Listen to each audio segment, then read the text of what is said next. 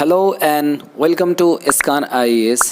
Let's take up the analysis of this editorial from page number 6 of the daily edition, which is of 7th July 2021. A death foretold, इसका मतलब होता है कि ये वही मृत्यु हुई जिसकी भविष्यवाणी की गई थी. There is a pattern of institutional operation. ये इंस्टीट्यूशनल ऑपरेशंस का एक नमूना है, मतलब संस्थागत उत्पीड़न का नमूना है फादर ईस्टर्न स्वामी के मृत्यु के पीछे. It was a death his well wisher feared would happen.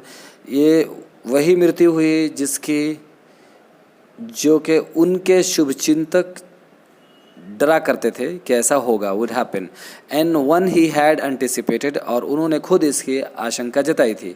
Father eastern स्वामी जो कि 84 साल के जिस प्रीस्ट थे, साधु थे, और अपनी सर्विस और एक्टिविज़म के लिए आदिवासी के लिए जाने जाते थे. आदिवासी के फेवर में उनके सेवा के लिए ये जाने जाते थे. डाइड 9 months, वो एक्सपायर कर गए 9 months into his unjust imprisonment, जो कि 9 महीने से थे एक गलत कारावास में, अनजस्ट इम्प्रिजनमेंट के अंदर. ऑन्टेनियस चार्जेस, भयानक चार्ज था उन पे. A death that was simply allowed to happen, एक ऐसी मृत्यु जो कि मरने दिया गया, होने दिया गया. डिस्पाइट बीइंग फोरटोल्ड, बावजूद इसके कि इसकी भविष्यवाणी की गई थी. बाय हिज, उनकी हेल्थ की कंडीशन घटने की वजह से, by his deteriorating health in prison will way on the countries collective conscience for long.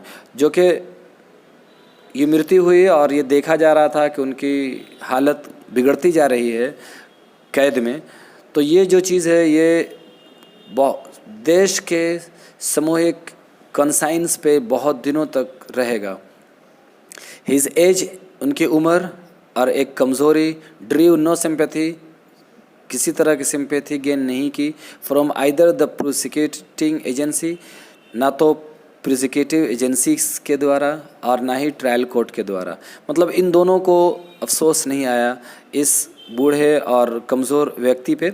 Which clung to the state narrative of their being grown to believe that he was part of Maoist plot, जो कि which clung to the state narrative, जो state ने narrate किया उनके पीछे, their being grown, और एक grown बनाया और इस बात पे विश्वास किया कि वो एक माओइस्ट के एक पार्ट थे जो कोशिश कर रहे थे गवर्नमेंट को फेंक देने की. Despite being fit case for bail, हालांकि उनका जो ये केस था एक बहुत ही बेल दिए जाने के काबिल था. ही वॉज डिनाइड बेल, उनका बेल डिनाइड किया गया, नहीं दिया गया. Mainly due to the statutory bar, वो सिर्फ स्टैच्यूटरी बार की वजह से जो कि एंटी टेररिज्म लॉ के अंदर है. एंटी टेररिज्म लॉ उन पे लगाया गया था, यानी यूआपा उन पे लगाया गया था जिसके अंदर स्टैच्यूटरी बार लगा हुआ है कि उसमें बेल नहीं मिलती. The best the defendant judiciary could do for him was a spell of hospitalisation.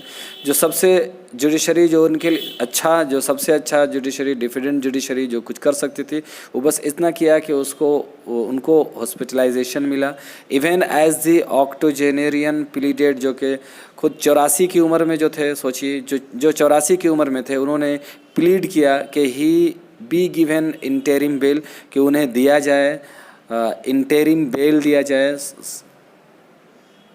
To be with his friends, ताकि वो अपने दोस्तों के साथ रह सके, या फिर उन्हें छोड़ दिया जाए जेल में मरने के लिए. The Mumbai high court did issue notice, Mumbai high court ने नोटिस इशू किया ऑन हिज बेल पिटिशन, उनके बेल पिटिशन पे. ऑब्जर्विंग दैट, ये ऑब्जर्व करते हुए कि he was entitled to bail, कि वो इस काबिल हैं कि उन्हें बेल दिया जाए. But his and came in hospital, लेकिन उनका अंत आया हॉस्पिटल में, अस्पताल में. इवन बिफोर द मैटर, इससे पहले कि उनका मैटर सुना जाता, फाइनल डिस्पोजल में जाता.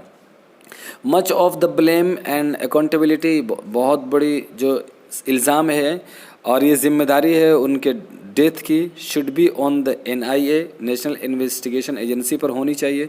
विच परवर्सली अपोज, जो कि बुरी तरह से अपोज किया उनके रिलीज़ को. In the court which could have, and उस कोर्ट पर होना चाहिए जो कि गारंट कर सकता था एक अस्थायी बेल वीक्स अर्लियर, सप्ताह पहले। It was fairly obvious that, ये बहुत ही it was fairly obvious that, ये बहुत ही उचित था और जाहिर सी बात थी कि उनका ठहरना, हिज प्रिजन स्टे, उनका ठहरना स्पेशली ड्यूरिंग द पेंडेमिक के दौरान, वाज डिट्रीमेंटल, जो कि बहुत ही खतरनाक था उनके हेल्थ के लिए। A good 2 months,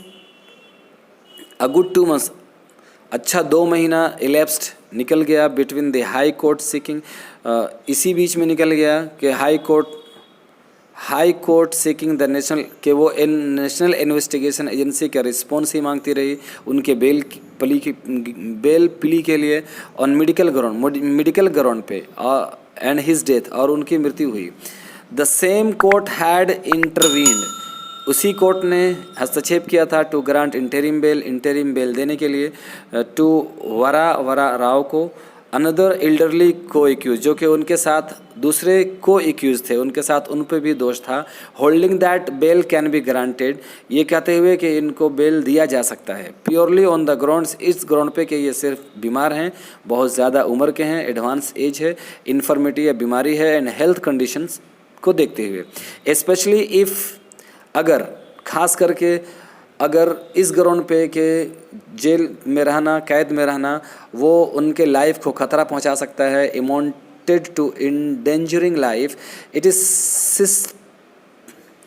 systemic and institutional failure, ये एक सिस्टम और इंस्टीट्यूशनल फेलियर है, असफलता है कि एक दूसरा अंडर ट्रायल, वही दूसरा व्यक्ति जो अंडर ट्रायल हो, वो सिमिलर सरकमस्टांसेस, इसी तरह के सिचुएशन में हो, did not get the benefit, कि वो नहीं मिल पाया उससे फ़ायदा इस ह्यूमन अप्रोच का, यानी बेल का फ़ायदा उसे नहीं मिल पाया और एक व्यक्ति उनको मिला। अ पैटर्न ऑफ, ये सिर्फ क्या है, एक नमूना है इंस्टीट्यूशनल ऑपरेशन का, उत्पीड़न का, can be seen in the event, जो कि देखा जा सकता है इस घटना में। From the denial of sipper, एक तो उनको एक सिपर देने से भी जेल में इनकार किया गया। सिपर मतलब जिससे पानी पीते हैं, स्पेशली वो व्यक्ति जिनका उनको ऐसी बीमारी होती है कि हाथ मुंह पैर हिलता है और वो पीने में भी उनको दिक्कत होती है, तो वो सिपर जिससे पानी पी सकते हैं, तो उनको भी वो देने से भी इनकार कर दिया गया। His death while in custody, और उनकी डेथ कस्टडी में हुई। From the Daniel of sipper, जो कि जेल में सिपर देने से इनकार किया गया और उनकी डेथ कस्टडी के बीच ही हो गई, कस्टडी में ही हो गई।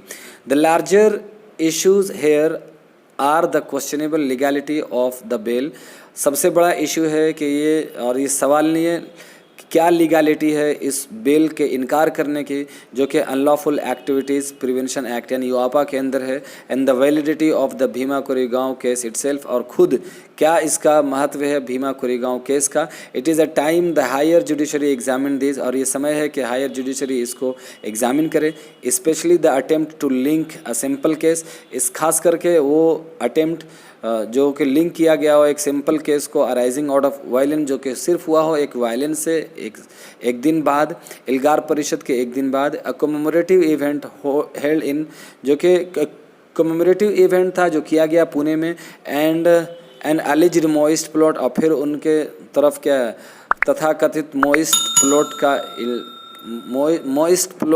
का दोष लगाया गया, जिसमें बहुत सारे लॉयर्स भी शामिल थे, एक्टिविस्ट भी थे और ह्यूमन राइट्स डिफेंडर भी थे। To make matters verse,